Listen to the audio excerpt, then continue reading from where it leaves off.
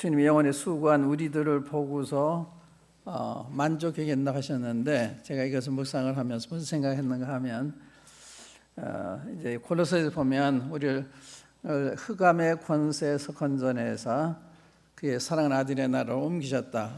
우리 흑암의 권세 아래 있던, 사탄의 권세 아래 있던 우리들, 주님이 우리를 건져내실 때 자신이 말로도 할 수 없는 십자가의 고난, 수모를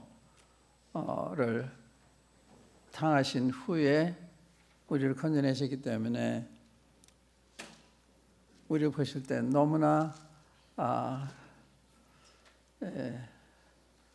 대견스럽고 좋게 보실 거다는 것은 많이 생각지 않아도 알 수 있습니다. 그러니까 주님이 이러한 흑암의 권세 아래에서 신음하는 주님이 죽으심을 통해서, 고난을 통해서 건져 주셨기 때문에 이랑 우리들 보시면서 얼마나 대견스럽게 또 사랑스럽게 보실 거냐는 것은 두말할 것도 없습니다. 그런데 우리가 그렇게 생각을 못하지요. 이 말씀 그런 뜻이라고 생각을 해요. 주님께서 자기 영혼이 수고한 것을 보고 그 영혼이 십자가에서 해상 고통을 당하심으로 우리를 얻으셨잖아요. 다시 말하면 또 이 요한복음에 보면 하나님이 이 땅에 떨어져 죽지 않은 하늘 그대로 있고 죽으면 많은 열매 맺는다. 다시 말해 우리를 주님과 같은 생명을 얻게 하기 위해서 다시 죽으시는, 하늘의 미랄과 같이 십자가에서 죽으시는 그 결과로 우리가 생명을 얻게 되기 때문에 주님의 생명의 한 부분이죠. 한 지체이기 때문에 주님 얼마나 소중히 여기시나, 이런 것은 우리가 성경 다른 데를 봐도 우리 얼마나 사랑하시는지 하는 걸 알 수가 있는데 우리가 그렇게 생각을 못하죠. 주님이 사랑하지 않아서가 아니라 우리가 주님의 우리에 대한 사랑을 잘 알지 못하기 때문에 나는 사랑하지 않을지도 몰라, 이렇게 생각하기 쉽습니다. 그런데 주님은 얼마나 사랑하는지, 저는 이제 이걸 생각을 하면서 그 창세기에 보면 아담과 하와 범죄한 다음에 주님이 어떻게 대하세요? 미운 마음으로 대하지 않죠. 사랑한 마음으로 아담과 하와를 찾아가셔서 아담아 네가 어디 있냐 찾으시잖아요. 사랑스러운 목소리 찾으시는, 아담이 범죄한 직후에 주님을 반역했다고 할 수 있고 거역했다고 볼 수 있는데, 이러한 아담과 하와를 화내신 게 아니라 불쌍히 여기는 마음으로 찾아가셔서 부르시는, 그러니까 주님 여기까지 오셨잖아요. 세상까지, 십자가까지 가셨잖아요. 그것이 하나님의 우리에 대한 사랑입니다. 주님의 우리에 대한 사랑이에요. 그러니까 사랑을 빼놓고는 주님 우리를 보실 수가 없어요. 그런 사랑으로 우리를 사랑하셨고 그런 사랑으로 우리를 보시기 때문에 만족해 여기시고 기뻐하시는 건 두말할 것도 없죠. 우리가 이제 요한복음 20장 부활하시던 날 저녁에 유대인들이 문을 닫았고 제자들이 그 다락방에서 두려워하고 있을 때 주님이 찾아오시잖아요. 찾아서 오셔서 하신 말씀, 너에게 평강이 있을지어다 하고 손과 옆을 보이신 제자들을 보고 기뻐하더라. 주님을 버린 제자들 아니에요. 그렇게 주님이 누구신지를 알 만큼 믿을 만한 걸 보고 믿은 제자들이었는데도 자기들한테 죽음의 위협이 왔을 때 가차없이, 가차없다는 말은 맞는 말인지 모르겠는데 주님을 버리고 도망가잖아요. 그런 제자를 처음 만나시면 어떻게 하셨느냐, 평강이 있을지어다 하고 손과 어깨를 보이신 제자들을 기뻐하더라. 주님은 조건 없이 기뻐하시는, 조건 없이 만족히 여기시는, 이게 하나님 아버지 우리에 대한 사랑이십니다. 그런데 우리 53절 읽어보면 우리가 자는 것은 누가 믿었느냐, 주의 팔이 누게 나타났느냐. 우리 주님이 오셔서 하나님이심을 그의 말씀을 통해서, 능력을 통해서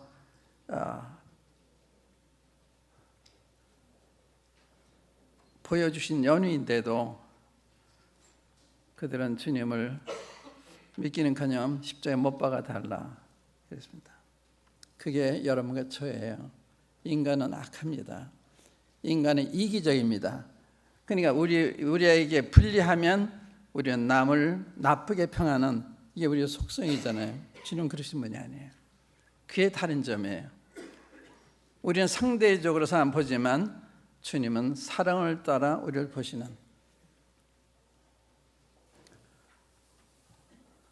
우리의 저는 것은 누가 믿었느냐? 주의 팔이 누구에 나타났느냐? 그는 자라나기를, 그는 주 앞에서 나 연한 순 같고 마른 땅에서 나온 줄기 같아서 고운 모양도 없고 풍채도 없은즉 우리의 보기에 흠모할 만한 아름다운 것이 없도다. 우리의 보기에,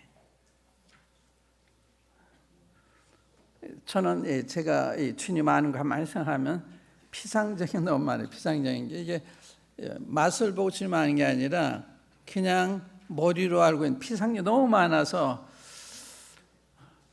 주님이 심판대 가면 어떻게 평가하실까 두려운 마음이 있어요. 이 피상적으로 피상적 생각이기 때문에 주님이 이렇게 높으신 분이고 크신 분이시고 이렇게 사랑이 많으신 분이신데 이런 사랑을 보여주셨는데 이걸 민다하면서도 피상적으로 이렇게 주님 성령 생활할 때 두려운 마음이 있어요. 우리의 보기에 흠모한 것이 없다. 사실은 거기에 주님의 아름다움이 있고 거기에 존귀하심이 있는 거 아니에요. 그는 주 앞에서 연한 순 같고 마른 땅에 나온 줄기 같아서 고운 모양도 없고 풍채도 없은즉 우리의 보기에 흠모함을 아는 것이 없도다. 왜 지금 이렇게 오셨어요? 우리의 친구가 되시기 위해서, 누구든지 접근하기 쉽게 하시기 위해서. 그래서 가장 못난 사람 이게 오신 거예요. 얼마나 마음이 깊으신 분이에요. 위풍당대에 오시면 누가 접근하겠어요? 그래서 죄인과 세리들이 말씀을 들어 가까이 오잖아요. 그때 주님 영접하시고 식사를 대접하시고. 우리들은 그렇게 못하잖아요. 죄인과 세리들이 말씀 들어 가까이 왔어요. 당시에 하나님 종이라고 하는 서기관들과 이 바리새인들은 죄인들을 멸시했습니다. 주님은 죄인들을 사랑하셨어요. 그래서 함께 식사하세요. 그래서 주님의 별명이 죄인의 친구다. 죄인의 친구다. 주님은 죄인을 멸시하면 죄인을 사랑하시는 분이에요. 죄인을 위해서 오신 분이에요. 죄인을 위해 십자가에 가신 분이에요. 죄인을 위해서 그런 고통을 당하신 분이십니다. 이런 분이 우주 안에 누가 있어요? 그는 주 앞에서 이런 순간 같고 마른 땅에 난 줄기 같다. 고운 모양도 없고 흠모한 아름다운 것이 없도다. 이게 참 얼마나 존경스러운, 영원토록 경배하길 원하는 이런 주님이세요. 여기 보면요, 완전히 주님은 오해를 받으셨어요. 그 다음 보시면은 그는 멸시를 받아서 사람에게 실어버린 바 되었으며, 그는 멸시를 받았다. 그 멸시받은 분이 아니었잖아요. 말씀하신 거나 행하시는 거나 그 능력에 있어서나 사랑에 있어서나 누구도 비교할 수 없는 이런 빼어나신 이런 편이셨는데 사람 멸시했어요. 어떻게 생각하세요? 멸시했어요. 십자가 못 박았어요. 가장 흉악한 죄인으로 취급을 했어요. 십자가에 형벌을 내렸습니다. 그는 멸시를 받아서 사람이 실어버린 바 됐다. 얼마나 우리 인간이 잘못되어 있어요. 그 앞에 가서 무릎 꿇어야 되고 절해야 되고 경배해야 되고 그럴 분을 싫어했다. 누가 누구를 싫어해야 돼요? 누가 누구를 멸시해야 돼요? 반대요. 반대. 이게 얼마나 많아요, 이런 일이요. 우리들이 사람들을 볼 때 어떻게 보세요? 주님처럼 이렇게 보시나요? 우리에게 병든 사람, 신체가 온전지 못한 사람, 가난한 사람, 못 배워서 많은 사람 있어요.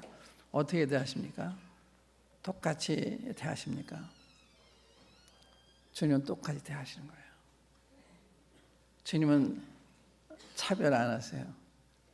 주님한테는 다 내 자녀예요. 유대인들한테는 사마리아인도 있고 세리도 있고 죄인도 있었지만 주님한테는 다 내 자식이에요. 그러니까 주님은 부끄러워하지 아니하시고 함께하길 원하시고 저들에게 줄 수 있는 거 다 주길 원하셨어요. 근데 사람은 주님을 멸시했어요. 주님을 싫어했어요. 말이 됩니다. 이게 딴 사람 이야기 아니고 우리에 대한 이야기입니다.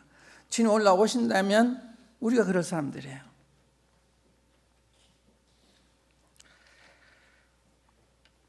간고를 많이 겪었으며 왜 이분이 간고를 겪으셔야 돼요? 무엇 때문에 무슨 잘못을 했길래 그분처럼 서는 분이 없었는데 왜 간고를 겪으셔야 됐어요? 질고를 아는 자라, 슬픔을 아는 자라, 마치 사람들에게 얼굴을 가리우고 보지 않음을 받는 자 같아서 멸시를 당했고 우리도 그를 귀히 여기지 아니했도다. 우리가 주님 얼마나 귀하게 여기고 있나요? 우리가 주님 귀하게 여기고 있는 건 사실입니다만은 얼마나 귀하게 여기고 있나요? 얼마나 귀하게 여기고 있어요? 여전히 이기적이 아니에요?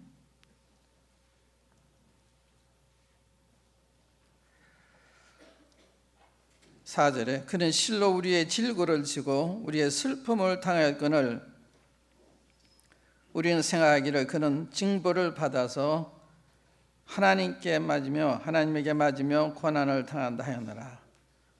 그는 실로 우리의 질고를 지고 우리의 슬픔을 지고 우리의 질고를 지고 우리의 슬픔을 당하였거늘 반대로 생각했잖아요.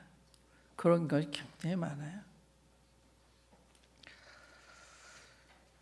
그가 찔림은 우리의 허물을 인하며 그가 상함은 우리의 죄악을 인함이라. 왜 하나님이란 십자가에서 이렇게 힘없이 돌아가셨냐? 만성적인 질문하죠. 너무 모르는 거예요. 왜 그렇게 힘이 많은 하나님이라면 전능한 분이시라면 저렇게 사람들이 끌려가서 신문을 당하시고 십자가 못 박히셨냐? 여기에 놀람이 있는 것입니다. 그 뒤에 보면 7절 보세요. 그가 곤욕을 당하여 괴로울 때에도 그 입을 열지 아니하였으며 마치 도성을 끌려가는 어린 양과 털 깎는 자 앞에 잠잠한 양같이 그 입을 열지 아니하였다. 왜 그런지 아십니까? 여러분과 저를 위해서 입을 열지 않으신 거예요. 주님이 자기를 위해 하신다면 얼마든지 당당한 이야기를 하실 분, 공의로운 심판을 내시는 이런 분이신데 심판받아야 할 사람들한테 심문을 당하실 때 주님은 입을 열지 않으셨다. 잠잠하셨다. 여러분과 저를 위해서 주님이 여러분과 저희 죄를 대신하시기 위해서 여러분과 저희가 받아야 될 것 주님이 받으셔야 되기 때문에 잠잠하신 거예요. 잠잠하신 거예요. 할 말이 있으면 안 하신 거예요. 주님은 자신을 얼마든지 할 이야기 있은 분이신데 주님은 가만히 계셨어요. 여러분과 저희를 대신하는 입장에 계셨기 때문에 그 입을 열지 않았다. 얼마나 훌륭하신 분이에요.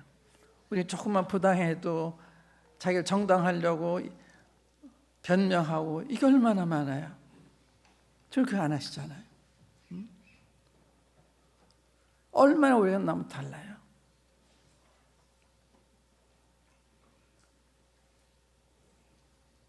그런 사람들은 이런 주님을 모르기 때문에 멸시하는 거예요. 이런 주님을 우리가 잘 모르기 때문에 귀하게 여길 만큼 귀하게 여기지 못하고 있는 거예요.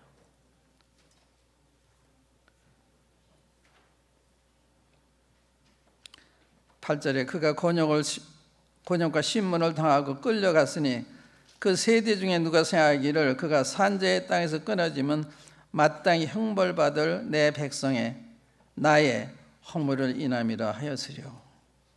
그는 강포를 행치 아니했고 그 입에 괴사가 없었으나 입에 거짓이 하나도 없으신 진실하신 은혜와 지혜가 충만하시는 분이신데도 사람들은 주님 멸시했습니다. 싫어했습니다. 십자가 못 박아야 된다고 소리쳤습니다. 그는 강포를 하지 않으셨다. 그 입에 괴사가 없으셨다.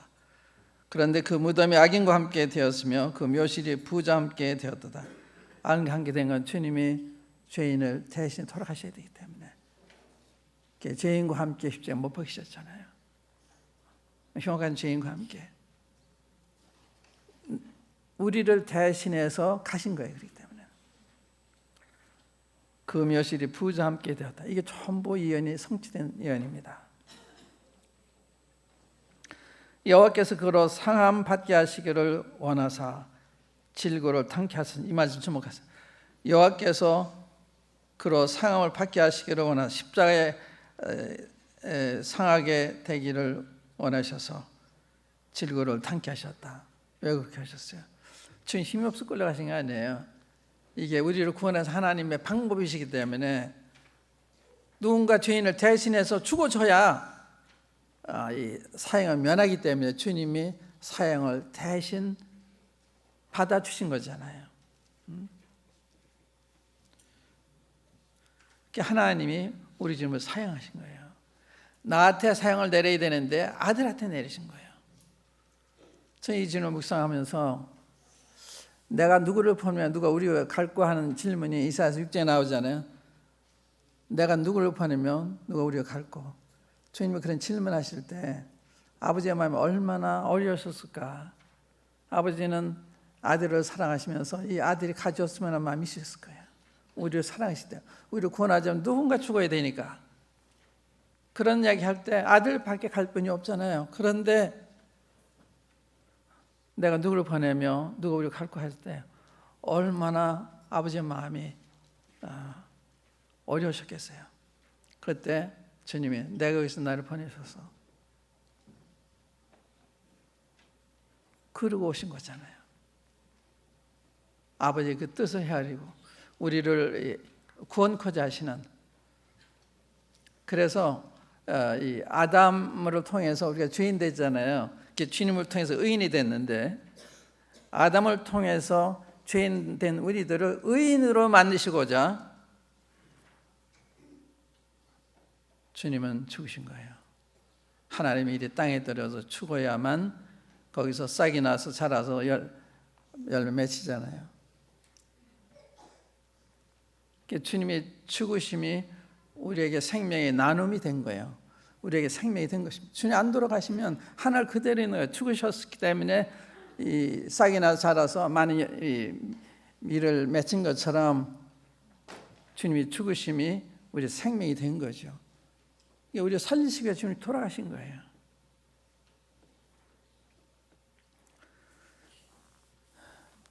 여기까지 말씀 또 제가 묵상하던 거 또 한 가지 말씀드리겠습니다. 오늘 이야기는 제가 예배 드리면서 제 마음에 지나가 말씀드리고 또 제가 이 성장이라는 부분, 우리 주 예수 그리스도의 은혜와 저를 안위시켜 자라가라. 또 로마서 12장에 보면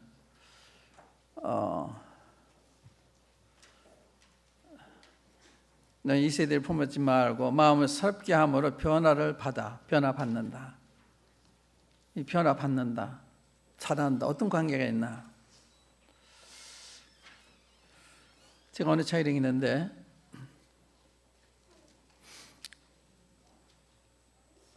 오늘 나에게 자람이 없으면 내일 나는 가르칠 것이 없다.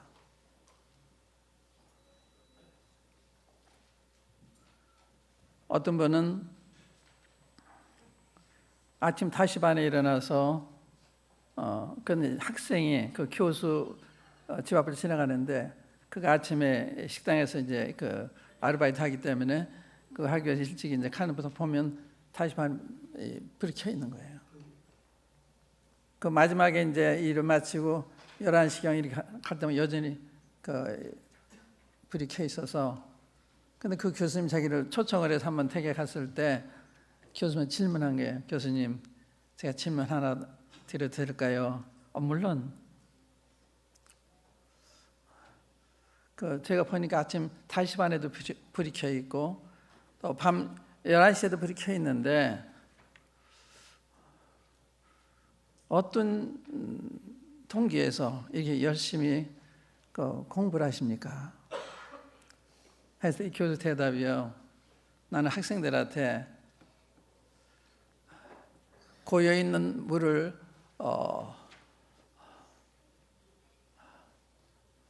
퍼주고 싶지 않고 흘러가는 물을 먹이고 싶어서 그렇다. 그러니까 이 하나님 말씀을 매일매일 먹으면서 자라가는 거예요. 새로워지는 거예요. 그런 새로운 말씀을 성경에 증거해야 되니까 주님 앞에서 새로움을 받아야 되잖아요. 자기가 변화 입어야 다른 사람을 변화시킬 수가 있잖아요. 자기가 가르침 받아야 남한테 가르칠 수 있잖아요.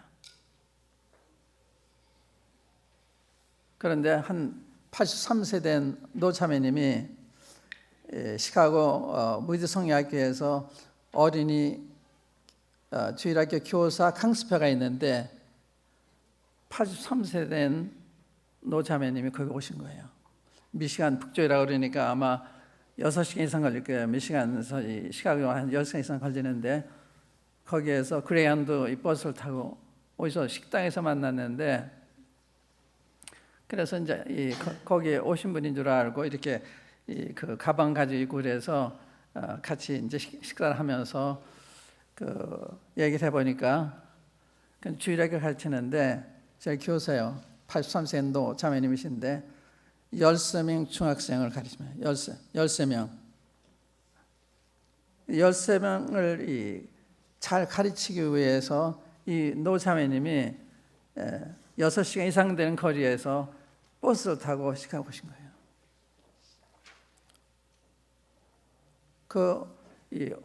이 중학생들의 영혼의 가치, 한 사람 한 사람의 가치를 생각했기 때문에, 또 자기의 이 학생이 가르치는 사명이 얼마나 중요한 걸 생각했기 때문에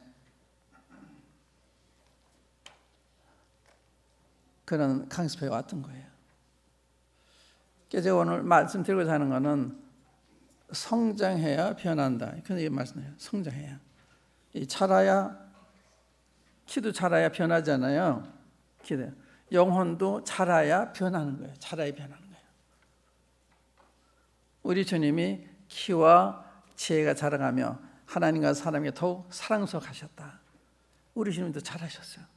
키가 자라셨고 지혜가 자라셨어요.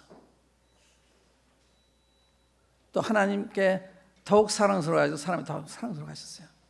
점점 더 사랑스러운 분이 되셨고 점점 더 사람에게도 사랑스러운 분이 되어가셨습니다. 그러니까 우리가 성장이 안 되면 복이 흉한 거예요. 성장이 안 되면 복이 흉한 거예요. 물이 고여서 부패하는 것처럼 성장이 안 되면 그 인간 자체가 남의 도움이 안 되는 게 해가 될 수가 있습니다. 성장이 안 되면 남의 도움은커녕 해가 될 수가 있어요. 이게 성장이 얼마나 중요한 거냐? 성장해야 변하는 거다. 그 말씀 드시는 거예요. 저는 과거에 마음을 새롭게 우리 변화를 받아, 물론 그 과거의 생활도 틀리지는 않았지만 우리가 성경 읽고 기도하면서 우리 변화하죠. 그건 사실입니다. 그런데 우리가 말씀 읽을 때 하나님의 성령을 통해서 깨달을 때 우리가 새로워지잖아요. 그때 성장하잖아요. 그때 변하는 것입니다. 그러니까 변함없는 성경 공부는 안 되잖아요. 우리가 성경 읽을 때 변해야 되잖아요. 저는 우리 모임에서요, 요즘 봄철에 입춘이 지났는데 봄에 새싹이 나오는 것처럼 이런 부부들을 몇 번 보면서 참 감사했어요. 이게 변화되어가는 분들을 제가 몇 가정을 보고 있습니다. 못 보는 분도 많이 계실 텐데 이렇게 부부로서 자라가요. 부부로서 이 뚜렷하게 영적으로 변화되는 하는 모습을 우리 모임에 봄이 온 것 같아요. 그런 부부들이 이렇게 자라는, 같이 영적으로 자라가는 아름다운 거. 자라는 게 중요해요. 자라려면 먹어야 되잖아요. 그냥 자라는 게 아니거든요. 또 건강하려면 먹고 또 운동도 해야 돼요. 자라는 것은 성령 있는 거라면 운동하는 건 순종하는 거죠. 실천하는 거. 그러니까 실천 안 하면 모은 것이 이게 도움이 안 돼요. 우리가 건강해지려면 먹고 운동해야 되는, 실천하는. 그래서 모두가 다 일하는 사람들이 돼야 되는데 우리 노자님도 계시고 노인님도 계시는데 뭐 일을 가지고 계세요? 일하셔야 돼요. 이거 몸이 지체가 있잖아요. 일하는 지체는 없잖아요. 다 일하잖아요. 여기 그냥 왔다 갔다 오신 거 안 된 거예요. 일하셔야 되는 거예요. 어떤 영역에 일하든 일하셔야 되는 거예요. 일 안 한다고 하는 것은 하나님 말씀을 안 읽고 있다. 읽어도 순종하지 않는다. 그걸 의미하는 거예요. 말씀 읽으면 순종하는 거예요. 어디 영역에 가서 무슨 일을 해야 되는 거예요. 그런데 일 안 하고 왔다 갔다 하니까 불평이나 생기고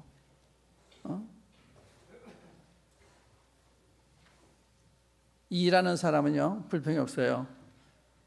사냥개를요 그 사냥하러 데려갈 때 이런 케이지 안에 넣고 가잖아요. 막 싸운대요. 그런데 사냥할 때는 안 싸운대요. 사냥할 때 목표물을 가서 물어와야 되니까 일하는 사람 안 싸워요. 일하는 사람, 일할 때, 일하지 않을 때. 일하지 않는 사람들이 불평하는 거예요. 그러니까 교회가 문제 있다, 내가 문제가 있다 볼 수 있죠. 내가 문제 있다.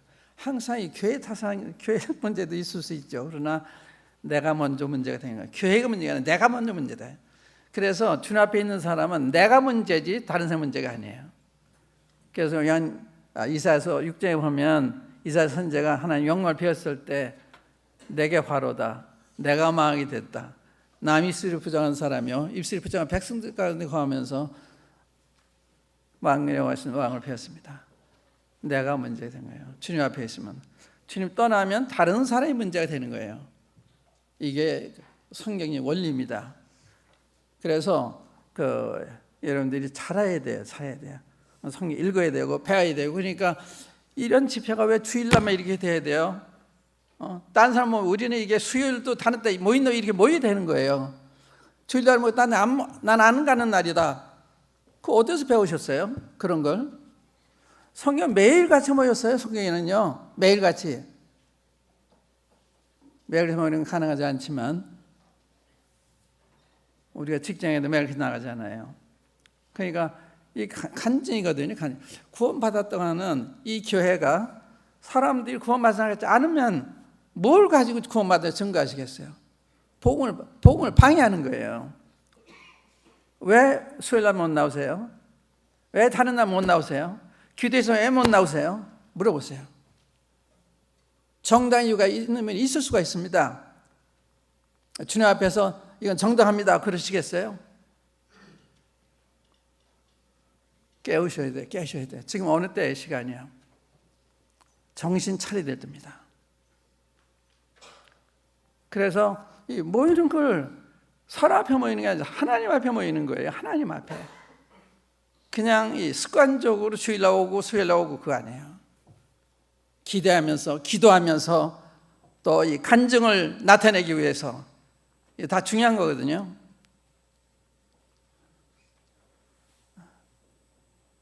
우리 기도해 한다 그러면 얼마 나와요? 몇 시간 나와요? 건강 교회인 거예요? 아니에요. 건강하지 않아요. 숫자가 아무 의미가 없어요. 주님이 이 땅에 계실 때 기적 행하시니까 수만 명, 수천 명이 따라다녔잖아요. 주님이 따라하신 후에 사도행전에 보면 몇 명 있어요? 몇 명이죠? 사도행전에? 예? 생각이 안 나요. 몇 명이에요? 크게 좀 얘기해 주세요. 예? 크게.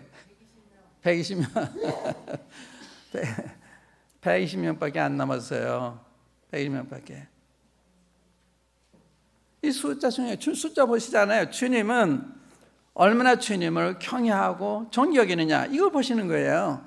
그런 사람이 몇 명이냐 이거죠. 그렇기 때문에 구원받은 사람 10사람이면 구원받지 않은 몇백 명 모이는 것 같이 많은 것 똑같은 거예요. 계산 그렇게 하는 거예요. 그런데 우리는 구원받은 사람이 숫자는 많은데 삶을 보면 구원받지 않은 사람보다 낫다고 할 수 있을까? 얼마나 구원받지 않은 분들이 열심히 하는지 아세요? 우리 정신 차려야 돼요. 우선 집회 나오신 것부터 정신 차리셔야 돼요. 그냥 안 나오는 게 습관이 돼 있는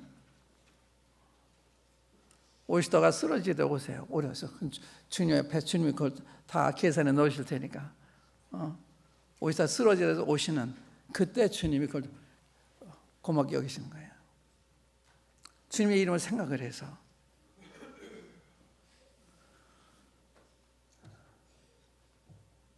우리 구주 예수의 은혜와 저를 아는 지식에서 자라가라. 주님은 그 키가 와 지혜가 자라가며 하나님과 사람에게 더욱 사랑스러워 가시더라. 우리가 더 그래야 되지 않겠어요?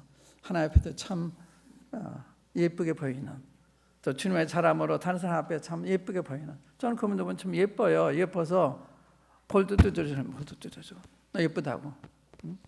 진짜 예쁘니까 예쁘게 보이는 거예요. 주님을 잘 섬기고 잘 따르고 이렇게 변화된 모습을 보이니까.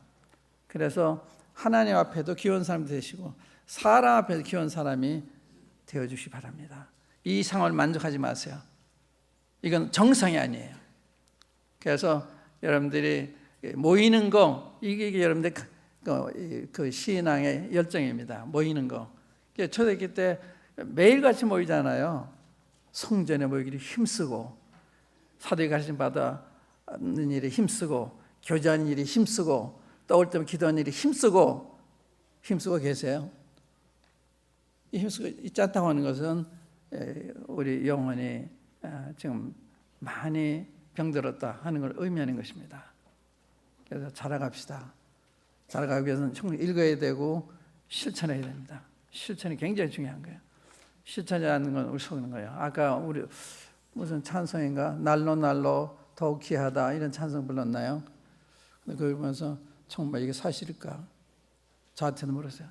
날로 주님이 더 귀하게 생각되나? 기도하십시다.